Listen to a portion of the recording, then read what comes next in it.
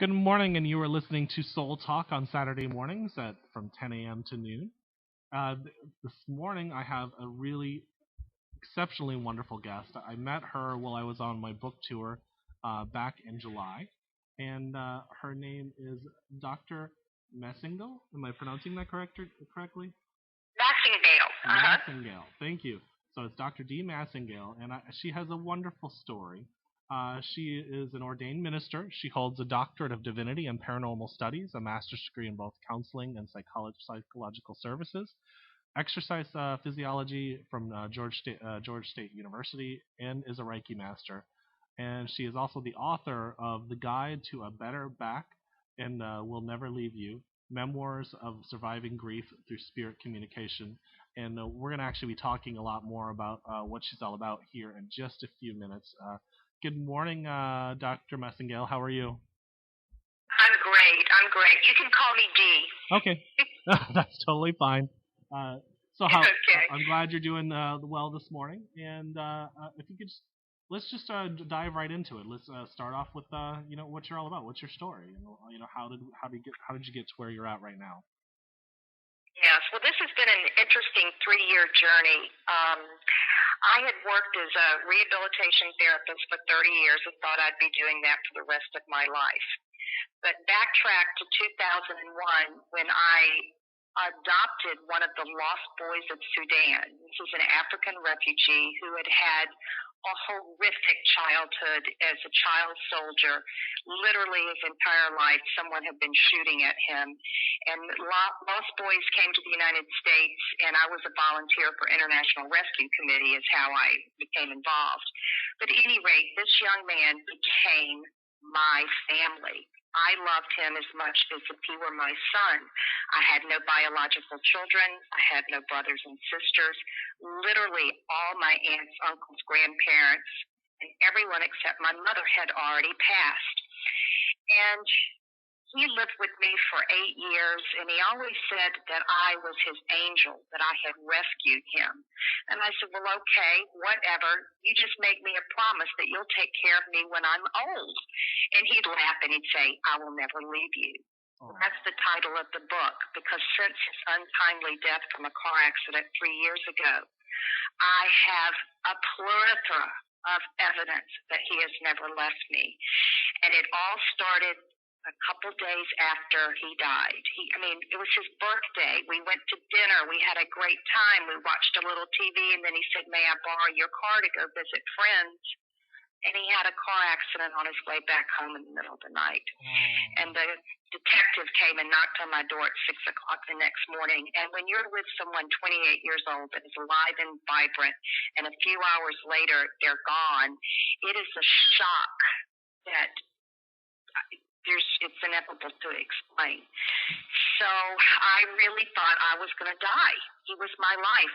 I was determined to try to undo the pain of his life by providing him with everything materialistic, with love, with safety, with education. At any rate, I was in bad shape. A couple days later, I opened my computer to do email, and I didn't know anything about the computer. He really had learned it after he got to America and taught me everything. And he had even put my wallpaper, or the screensaver, whatever you call it, it's a picture of a waterfall. But I opened my laptop, and my screensaver is now a picture of his face. His face covered my screen, and I just started screaming and hitting buttons and going, oh my God, this is too much too soon. And shortly after that, the screensaver became a picture of a peacock. And I thought, oh God, this is a sign. What does this mean? So I immediately went into Google. Symbolism of the peacock, according to Wikipedia, is immortality. So the message was loud and clear. He's letting me know he's still with me. He's not dead. He's just gone somewhere else.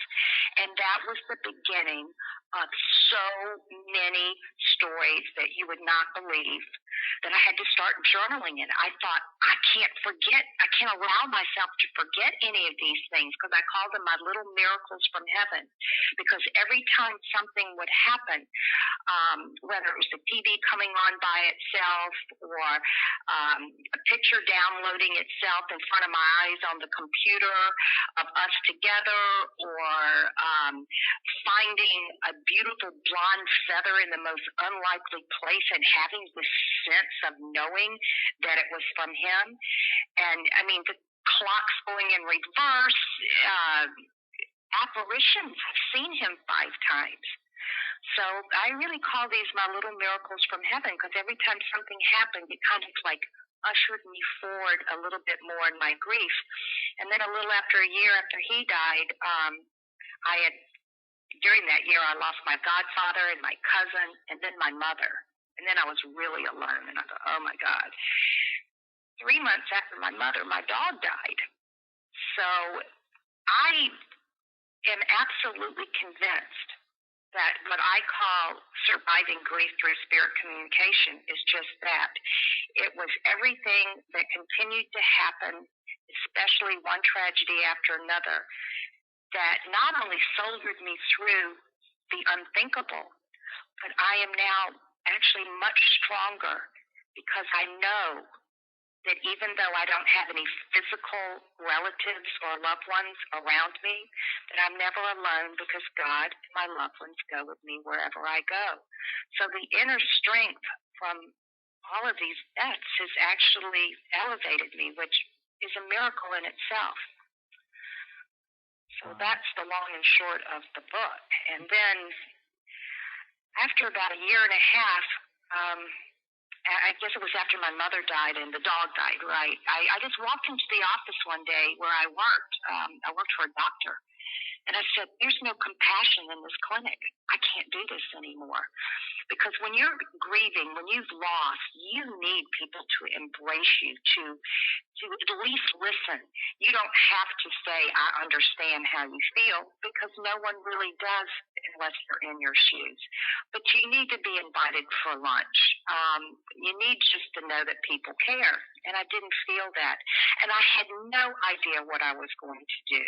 And in that economy, this was right at the height of the recession. You don't quit your job without another one in place. But would you believe the very next weekend, I was at a seminar and I met Dr. Raymond Moody, who I had read his book, Life After Life, 25 years ago. I've read everything he's ever written. And I thought, oh, wow, this is so exciting to meet this famous, brilliant psychiatrist that had done so much research into life after death, that I went over to shake his hand, and on his table, he was promoting a new book, was a flyer about his doctoral program that was to begin the following weekend. And I went, great, sign me up. So the next year and a half, I studied with him. And it was life-changing. And now I'm doing his work, utilizing a psychomanteum with a spiritual grief counseling practice. Wow. Dee, you've literally, with your story this morning, you've touched my soul, because it's like our life. I know we were talking about before we started that our lives parallel with the stories of somebody that you love so much that's still around you. Honestly, I feel like I'm closer to that person in spirit, to my mother in spirit now. I mean, in life, it was great to have her. We had a great friendship, but it sounds to me like your son is just right there next to you at all times. Yes, actually, I had never been to a medium. I wasn't really sure what that was. And I don't think I had been to a psychic since I was in my 20s, and I'm 56 now, so that's a huge gap. But a couple months after he died, it was almost like a telepathic message. I was looking at a magazine at the local bookstore near where I lived that had mediums and psychics and things, and something just drew me to this guy's picture, and I thought, okay, I'll make an appointment. I didn't know what to expect. I expected nothing. And I went and sat down, and this man started channeling, Marielle, with information that nobody could pull out of a hat. I mean, a middle-aged Caucasian woman does not sit down in a small office with someone that she's never seen before, and the first thing out of his mouth is, there is a tall black man standing behind you with his hand on your shoulder with so much love for you and this, that, and the other. But one of the things that was said was, Marielle said, I can protect you more from where I am than I could when I was on Earth. And he has done things. This is one of the stories in the book that really just made me laugh, if I may tell it. I lived in a two-story house, and one morning I went upstairs to cook breakfast, and my cell phone rang downstairs. So I went to go back downstairs to answer the phone, but the door was locked. And it's impossible to lock that door unless you're on the other side. So I clearly didn't do it. By this time, I'm alone. My mother's already deceased. There's no one else in the house. I thought, oh my God, the dog has gotten, my second dog has gotten locked downstairs. My car, my keys, everything in my room. Well, let me preface this with, he was always coming downstairs after I went to sleep to check my door, to see if I'd locked my door to the patio, to see if the window was shut, because I notoriously would leave this stuff open because I like fresh air. And he said, somebody can break in. But at any rate, so here I'm locked out of my house, really. So I go out the front door, down the driveway, and my bathroom window's open. The window that he always said, you got to keep this shut. So I crawl through the bathroom window. All I had to do was put a chair for the patio up to the window. I crawl in. I almost fell in my toilet, but I got in. So now I'm in my bedroom, and it just occurred to me, if it's that easy for me to get into my bedroom, it's that easy for the boogeyman. And the message was clear. He's saying, lock your darn windows and doors. So I write in the book, okay, I get it. I will never leave those windows open or my door unlocked again. But that's an example, I think, of how he's protecting me. And it was so clever. That is awesome. You know, well, that makes me shock. You know, there's just so many stories. We could probably sit here for the next 3 hours and talk about these stories because they're so. Oh, yeah. And you know what? Honestly, I think they're great because people really need to hear them. Because there's a lot of people, and I know you agree. I mean, I talk to people and I tell them that my mother passed away, and everybody's automatically, I'm sorry. But and you know, and I appreciate the sentiment. I really do because they have a need to be able to do that for me. But you could just feel the anguish in them that if it happened to them, how much they would be hurt. And right. And you know, and I'm not going to say that I'm not human and I'm not missing her, and I know you miss your son. But there's a sense of I don't know if you agree with me on this. Just a good feeling I get when just knowing where they're at and knowing how and what a great place they're at. And oh yeah, they're so much happier there than they were here, but they still love us so much that they want us to be happy. So the message keeps coming across: stop grieving, get on with it. You have this life to live. And that's the reason I try to share this with other people, because someone that's in acute grief can get so caught up in it that they don't know what it's actually doing to the soul of the person on the other side. I mean, they're watching this. They see everything we do. They feel everything we feel. And when he came through another person who channeled that I wasn't even paying, I mean, I got a call from with a man that said every single morning when I'm trying to do my meditation, he called him your friend. Your friend who presents himself as a black man with blue eyes, which he obviously didn't have. I have blue eyes. Keeps interrupting me and saying, tell Dee to stop grieving. And he also said, tell Dee to be better to her mother. Now, this is a big aspect of what he's done for me. I loved my mother, but the last 15 years of her life, she lived with me with severe dementia. And anybody that's ever taken care of an adult parent with dementia knows no matter how much you love them, that's the hardest job you'll ever have. And I had just run out of patience. I was really not being as kind and gentle as I should until that phone call where somebody from the other side is saying, be better to Mama, love and forgiveness. He repeated that 3 or 4 times, love and forgiveness, and to stop grieving. And that was the wake up of all wake up calls when I said, okay, I better make some big changes, because you can't do it after somebody dies. That's not the time to try to go through forgiveness and saying what you wish you could have said. Let's try to, get our house in order before. So that was another miracle from heaven. But sometimes people ask, well, why do you think you've had so much spirit communication and I haven't had any, or I've only felt one time that my mom was there, or this, that, and the other. And my answer to that, and I could be wrong, I want to know what you think.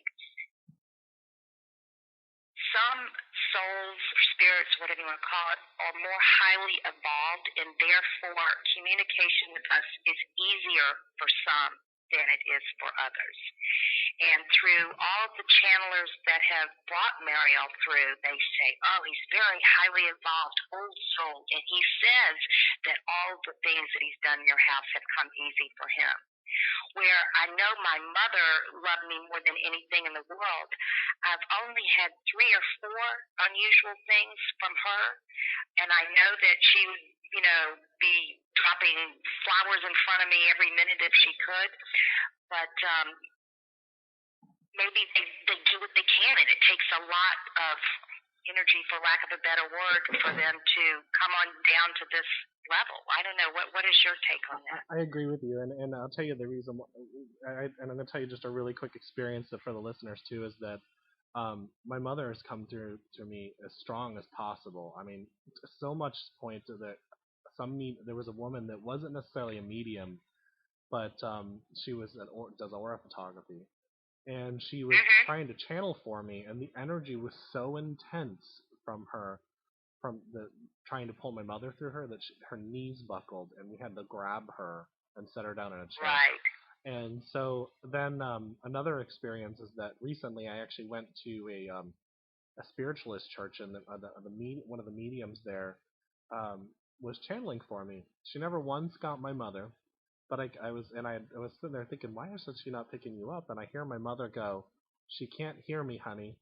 And then my friend goes to the same medium about 20 minutes later, and she says, I got this woman with the name of Lori coming through for you.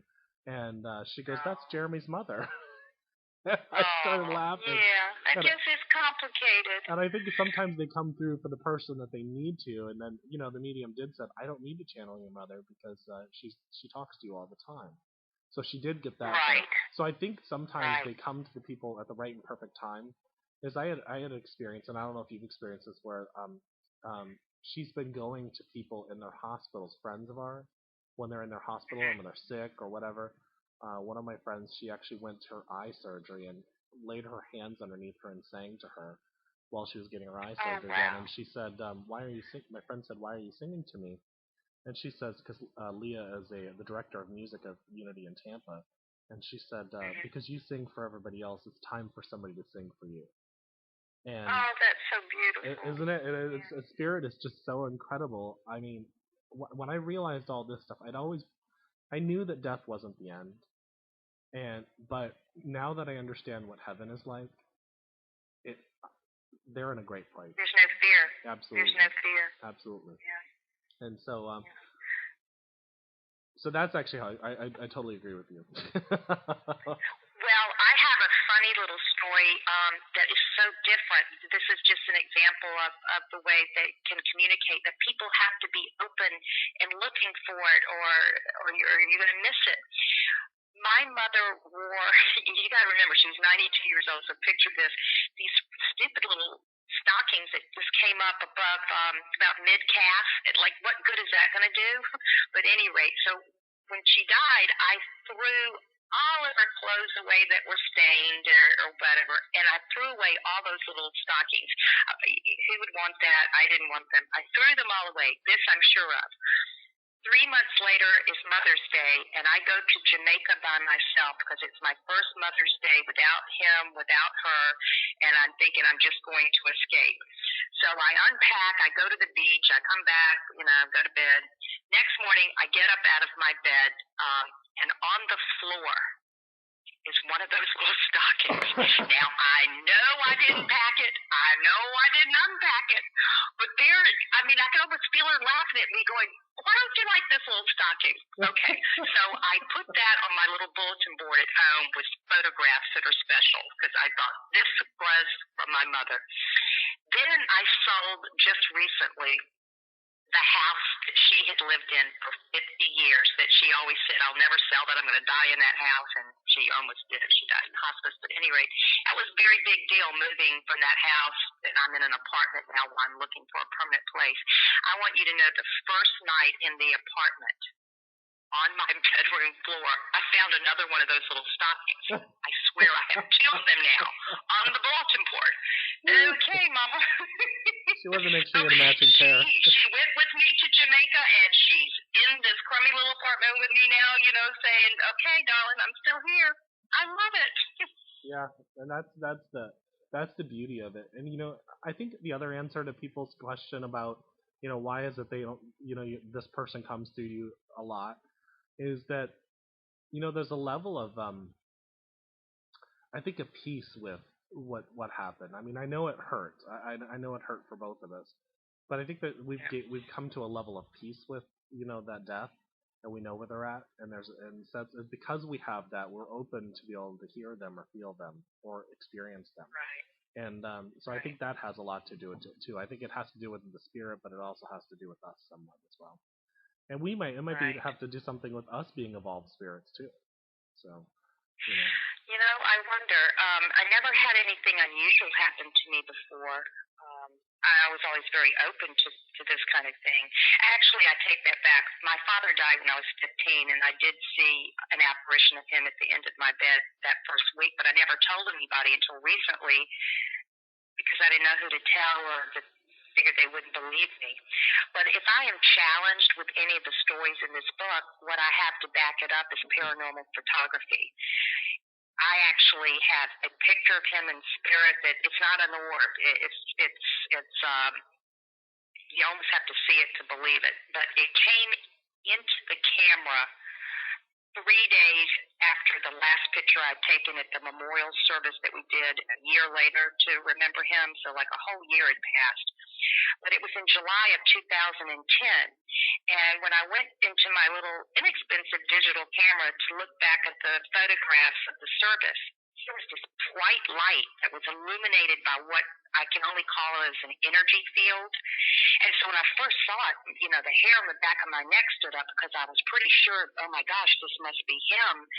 But then I looked closer, and Jeremy, the date on the photograph was not July 20th, 2010. It said March 28th, 2009, and March 28th is my birthday.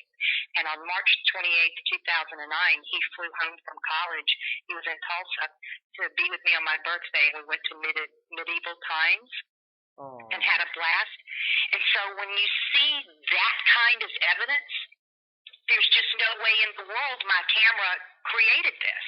Oh, wow. It's just, but then I've got spirit faces and pictures where it looks like his energy swooping in and completely distorting the landscape out by the cemetery. And then orbs started popping up, and I didn't even know what an orb was. But after that picture of the light, I found that I could walk outside day or night, so that's flash or no flash, and say, are you here? And I'd get a big orb, just one, in my picture. It happened on my birthday. It happened. It was like, wow. But now I will go and say something to the effect, who's here? Is anybody here? And I get lots of orbs in my pictures. So I don't know if the spirit says, okay, it's all right for us to reveal ourselves to her. She gets it. She's not going to be afraid. And even though I live alone, now my puppy is starting to see this stuff, and I can watch her eyes moving back and forth and her head kind of tilting, and we're in a still dark room and go, what are you looking at? And I've started pulling out my camera, and when she gets fixated on the spot, taking the picture, and there'll be an orb there. Isn't that amazing? That is incredible. But it makes me feel so good, and I guess most people think, isn't that scary? No, I was like, oh, great, I'm not by myself in this apartment. Well, and then they're just here saying, hey, listen, don't forget, we're here with you. We're here with you. Well, I had an experience where we went out to this healers gathering in Arizona, and what's phenomenal about this is that my mother about 4 years ago woke up from a dream and she said, Jer, I have to tell you that somebody from Indian Affairs is going to take us out to the New Mexico, Arizona area. Well, she actually said New Mexico. And so about 3 months before my mother passed away, I met a woman named Michelle Morgan Flowers who worked for Indian Affairs. And she decides about a month after my mother dies, and I'm talking about going on tour, that she's going to do a healers gathering out in the Navajo reservation. And she not only does this she puts this whole thing together. She puts it out 3 weeks beforehand on Facebook. There was over 200 people there. People were coming in from Australia and Germany, and just literally, some people were carpooling and picking each other up along the way on the United States that barely had any money. They just said, I don't have any money. I barely have money to eat, but I somehow have to be there. Well, everybody felt such an overwhelming healing, and we ended up walking down into this canyon called Canyon de Chelly, and I could feel my mother's presence very strongly. And then when we came out, we went to another place called Spider Canyon or Spider Rock, and we're driving away in the car, and a wild white horse is riding next to the. Oh my gosh! And what's so incredible? Yeah. And it was at 11:11 a.m. that it happens. Right. And then my friend Karen looks back and she goes, "Your mother?" I said, "Yes," and I'm going to tell you why. My mother used to train horses, and her favorite horse was a white horse.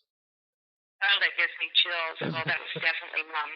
Definitely Mom. And I know Mom helped put that together because Michelle did work for Indian Affairs, and her sister died of cancer 2 years prior. So she felt that her sister and my mother were helping put this thing together. And the fact that it's incredible. It's incredible the work that's being done. They work in symbolism, and that's another thing, where you have to be open to what these messages mean and the symbolism of them. That makes me think of back in January when I was still writing this book. I woke up. I did a lot of the writing in the middle of the night, and it was 4 o'clock, and then I looked at the clock a few minutes later, and it was 4:44. I didn't think anything of it. Well, like 20 minutes later, this digital clock still says 4:44. So I was like, there's a message Spirit's trying to give me about the number 4. So I got up and I started hitting my clock, trying to get the correct time, and then just the number 4 was there. Oh, wow. I said, okay, I'll just leave it. The next morning, my alarm clock is supposed to go off at 5 o'clock.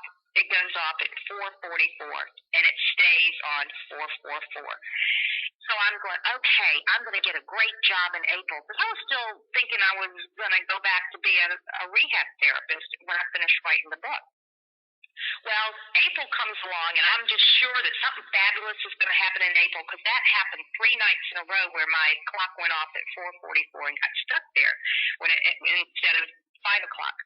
So actually, April is the month that I decided to start this business. It's called Good Grief, the spiritual grief counseling practice with the psychomanteum, and thought nothing else of it, that Spirit was just telling me you're going to start your job in April. Well, I went to New York 2 weeks ago to pitch this book to some Hollywood movie executives because my dream before I ever started writing was for it to be a movie. I think the story would just make a fascinating movie. Well, would you believe that we were given assigned time at 2 minutes to pitch to 7 different executives? That's a total of 14 minutes. What time do you think that I started? 4:44. 4:44. When I saw that time that they had assigned me, first of all, I wanted to hurry up and get it over with. The first author started at 1 o'clock in the afternoon, right after lunch, and I thought, oh God, I've got all day to stress over this.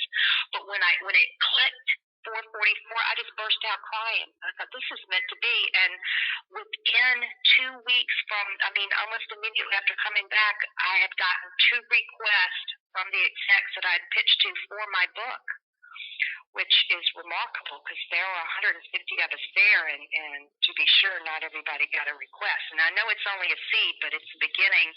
And I think Spirit, if you will, wants to be in the movies too.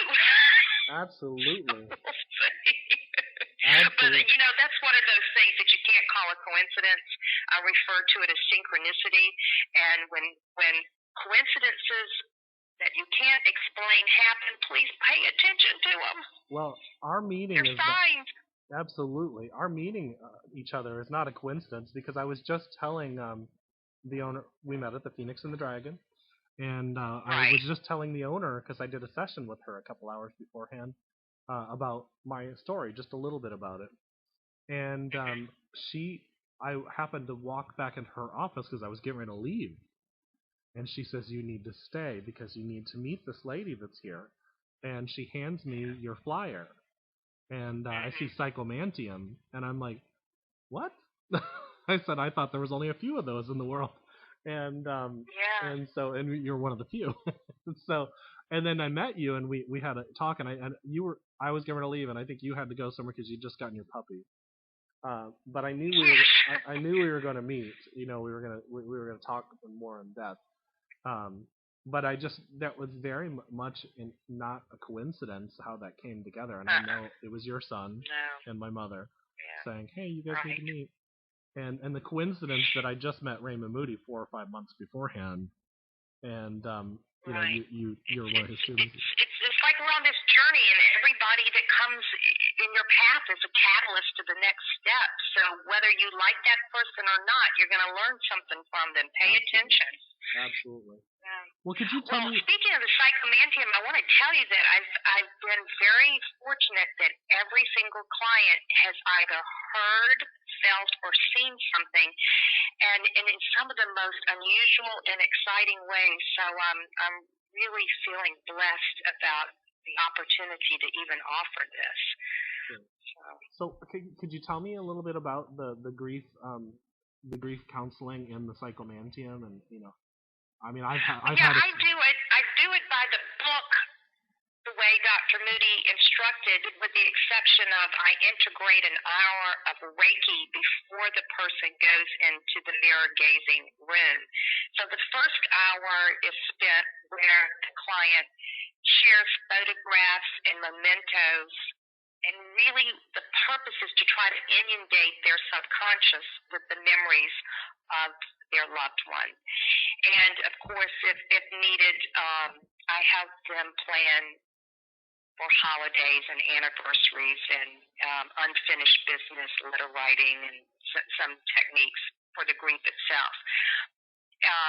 And then after we're finished there, we go into the mirror chamber room. I have the massage table set up, and I do Reiki for an hour to theta, delta sound wave music to help get them in what we call a hypnagogic, or a very, very relaxed state of being, so that when that hour has concluded, I just dim out the rest of the lights and blow out the candles and lift the head of the massage table so they're at that 45-degree angle to the mirror, and can begin that process without any physical interruptions. And I leave them there for up to an hour and a half, with the knowledge that if you're satisfied with what you've seen or heard, you may get up and just walk into my office, which is in the next room, and then we talk about it. But I've had clients see a dog and hear the dog barking, and then grandmother comes through and starts scolding the dog. The last one was really pretty amazing. This woman was extraordinarily distraught from losing a cousin who was 28 years old, and that was about her age. And of course, the younger the person, the more difficult it is to deal with. But she said that she was really depressed and was going to go on FMLA because she couldn't go to work. Well, during her time in the mirror, she says it was almost like having a near-death experience, in that she felt like she went to the other side, because what she saw in nature was more beautiful than anything she'd ever seen in her life here, but it was all in a brilliant shade of purple.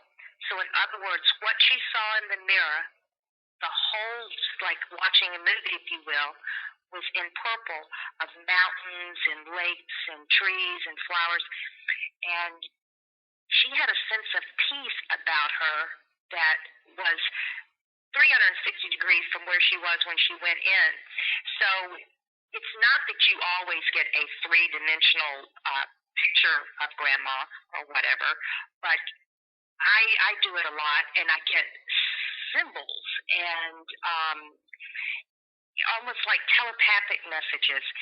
And some people see, some people feel like what they say is mother touching their face. One client wanted to see her father because she had such a bad relationship with him that she thought maybe some sort of forgiveness and healing would come if she saw him, even though it was her mom that had just died that she loved so dearly.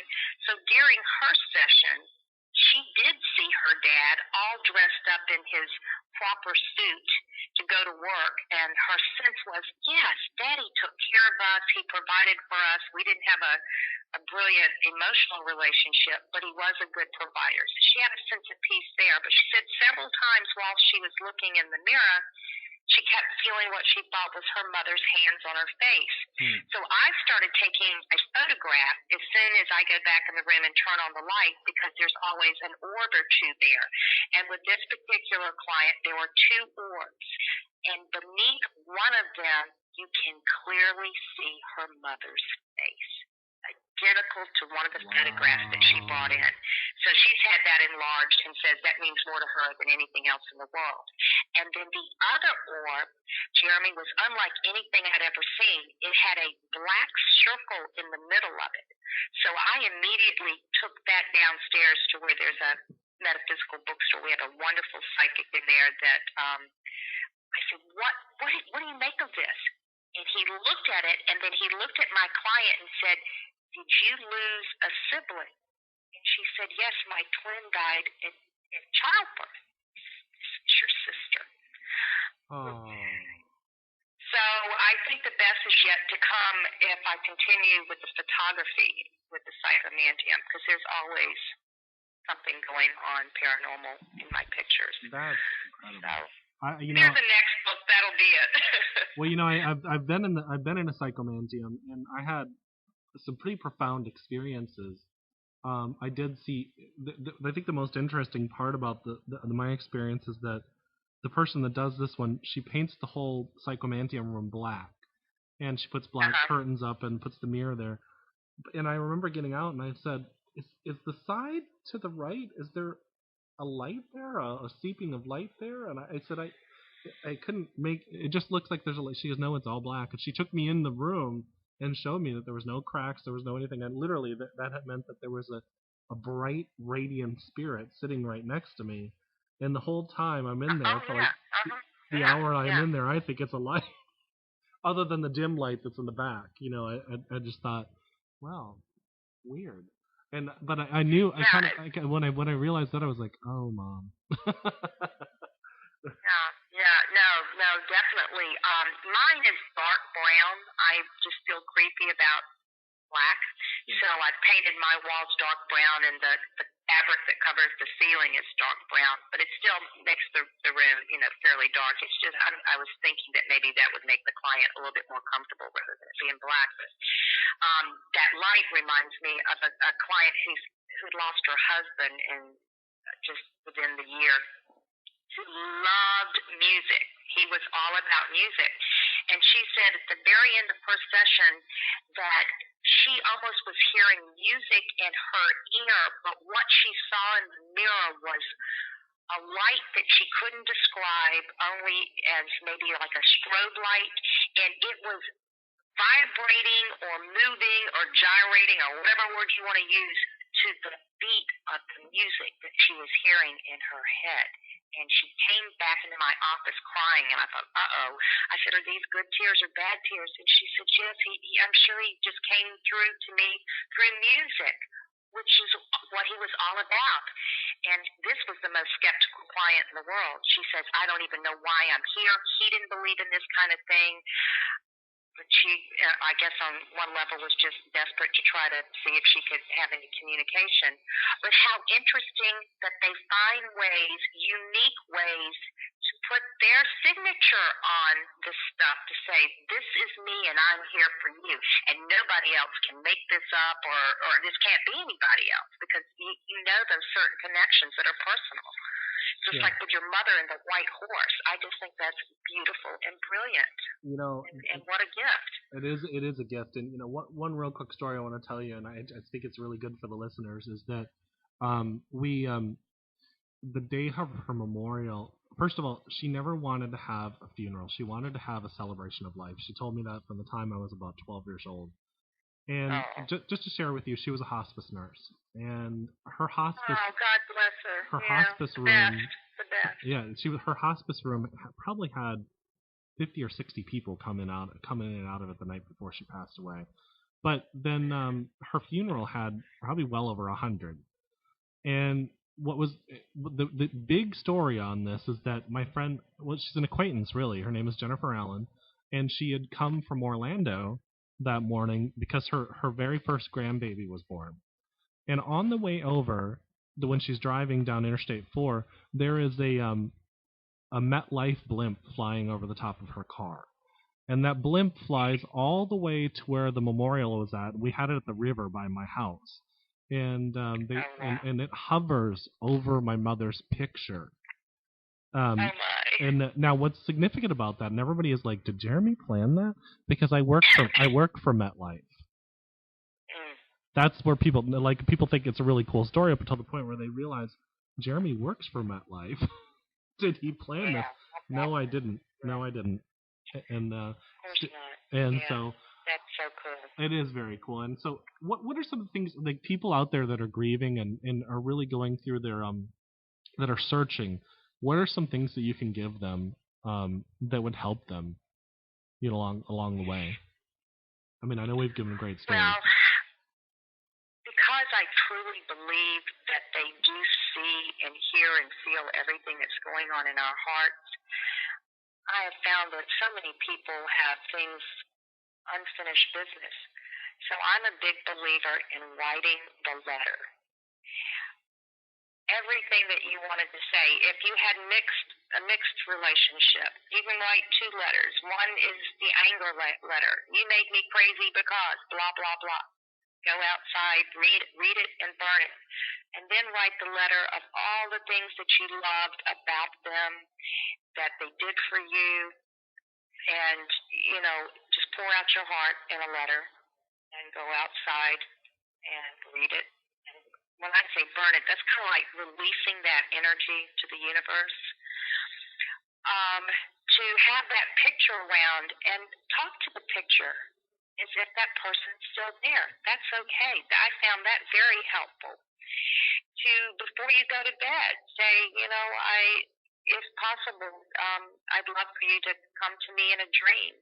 And it may not happen the first night, but oftentimes when we have a dream about them, it's really more of a visitation. And I can determine the difference. But if you do have those dreams, you know, look at that like, well, maybe that person is, you know, that's their way of being able to communicate with me. And to find someone that will listen to you and listen to your stories about your loved one. And if you find that your friend doesn't want to listen, then move on. Because we need to be listened to when we're hurting. And I lost a lot of friends because they got tired of it. But I had to say to myself, if you can't be there for me when I need it the most, then it's time for me to move on, and I'll find somebody that can.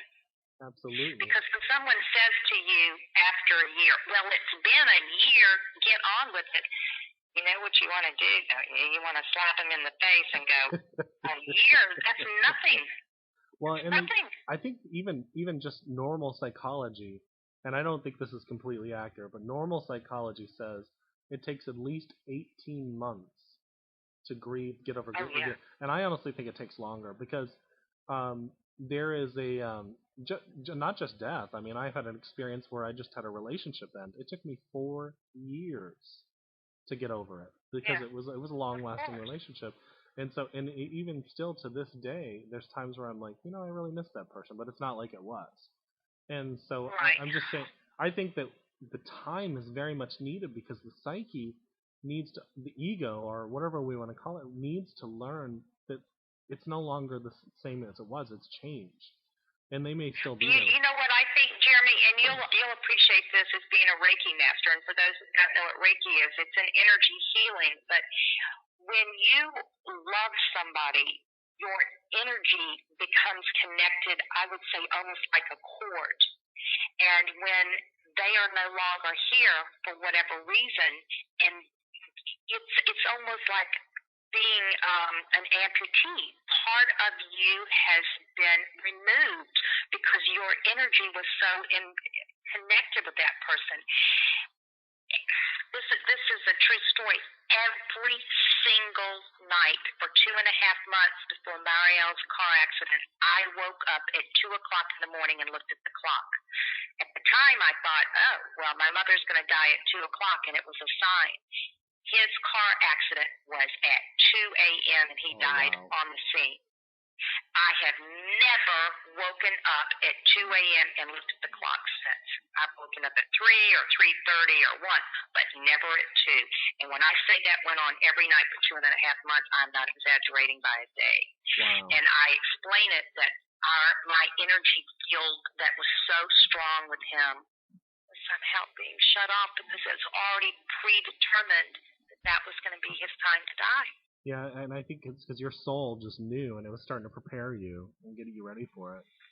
And yeah, well, no, I was sure. I was sure it was my mom. In fact, 2 weeks before, I narrowed it down to the date, and I called him in Oklahoma, and I said, Mama's going to die on August the 28th, and you have to come home. I can't do this by myself.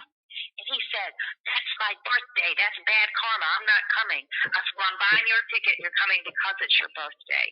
And he died 2 hours after, it was the 29th of August, but it was still like the night of his birthday.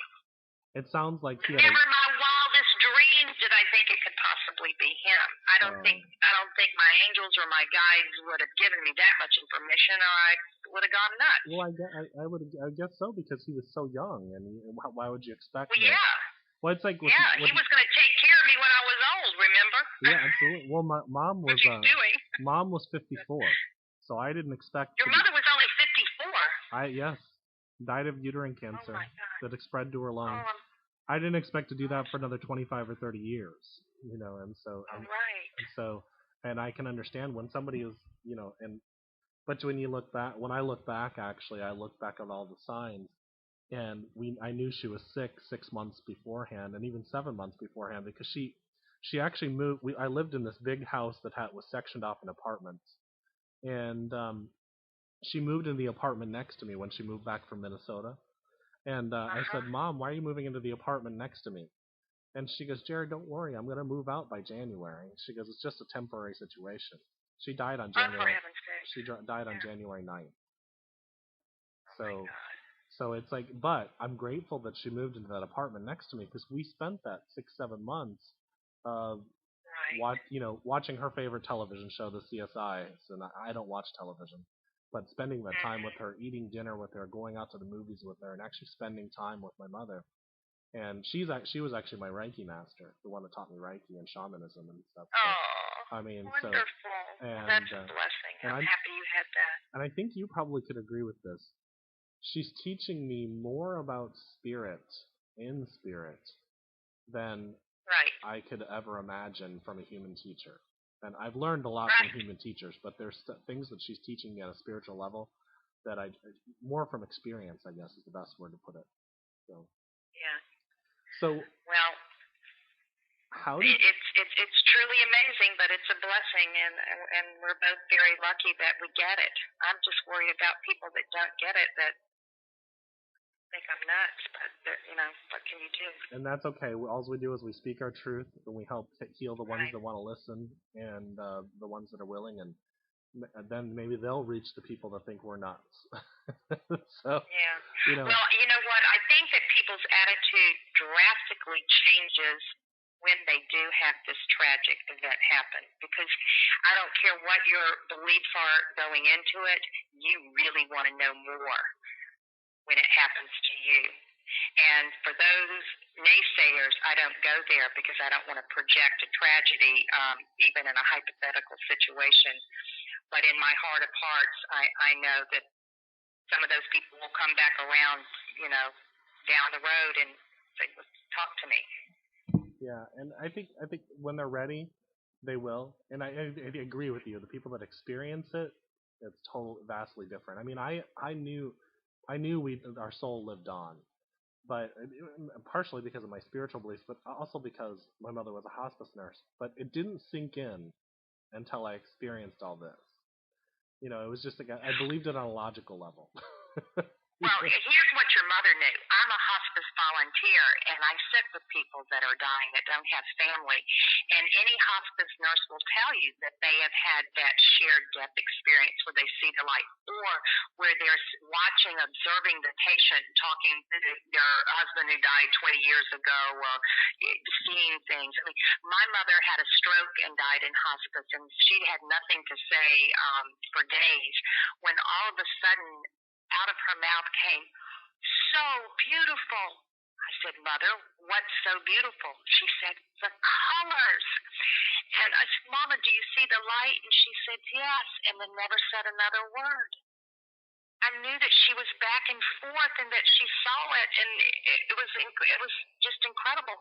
And the day that she had her stroke, she had dementia, but she knew who I was. And she walked into the living room and she looked at me, or past me, and called my daddy's name, who died in 1972. She said, "When?" I knew that she saw the spirit of my dad, and so right then the radar went up. I said, "Uh-oh, the end's near," and she had a stroke that afternoon. Wow. So anybody that's ever worked in hospice has seen it firsthand. Oh, they're the most over and over. They're the most spiritual people I ever ran across, and she worked there for 10 years. Matter of fact, the night before, I was going to go home the night before she died, because I thought, she probably had another week or so.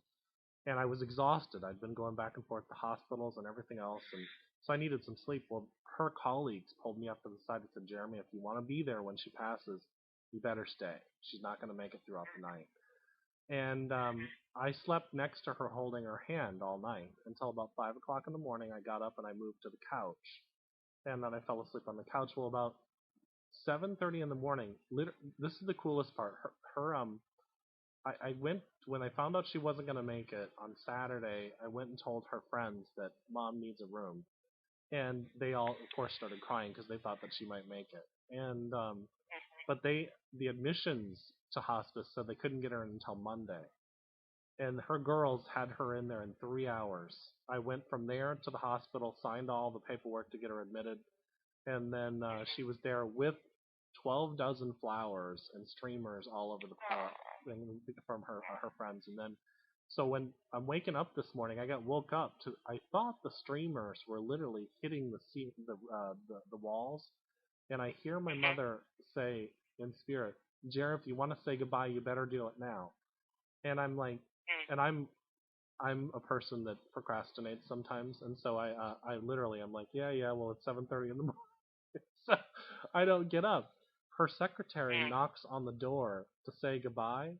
Not even 2 minutes later, I get up to let her in so she could say goodbye to my mother. I say goodbye to her, and then 10 minutes, I lay back down. 10 minutes later, the nurses come in and say, "Mr. McDonald, your mom has passed." And so from that, I sat down on the couch, and I start walking around, brushing my teeth and getting ready, and I was in the middle of writing my book.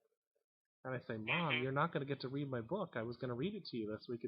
I hear this voice back go, "But honey, I taught you everything in that book. I know what you wrote." And so I was so startled at the moment. I was like, I can hear you. So, Wow. and I've been doing medium work for a long time, but I've never had this strong of a voice in my head. And so I'm like, okay. I was like, so from there on, and I what I would really like to share with the listeners is that, you know, guys, they're here. Your family is here with you. Your loved ones, your friends, everybody, they're still here with you. And I know Dee will agree. They're here walking with you, or they're in a beautiful place that is beyond our imagination in this world. And so you could take comfort in that. And now, Dee, how do they find your book, and where do they find you? And can you give you? Well, again, the book is called "I Will Never Leave You" by Reverend Dee Massengale, and it's on Amazon.com or AuthorHouse.com. Some bookstores in Atlanta, but for the national viewers, it's probably just easier to order online, or go to my website at www.griefresolution.com. Okay, perfect. And is there a do they? Obviously they need to schedule an appointment with you.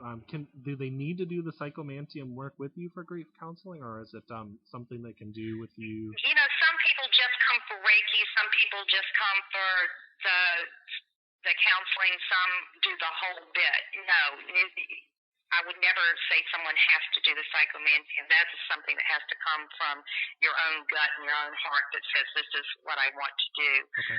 Just, you can pick and choose. Okay. Well, last couple minutes, I just want to give you time if there's anything that we didn't cover that you'd just like to put out there, and give you a couple minutes here to talk about it. Oh, anything that we didn't cover. We covered a lot. Yeah, we did. We did cover a lot. No, I think that my goal is to try to share with others the immortality of the soul. And as I said in the beginning, you are never alone because God and your loved ones go with you wherever you go. It's an inner knowing, and it's peace, and that's what they want for us. That's what we want for them. Absolutely. Well, thank you, Dee, and thank you guys for listening. And we'll be coming up with another episode of Soul Talk soon. But we had a wonderful guest today, and we thank you for her wisdom and her work and everything that she's doing. And again, thank you, Dee, for coming on the show.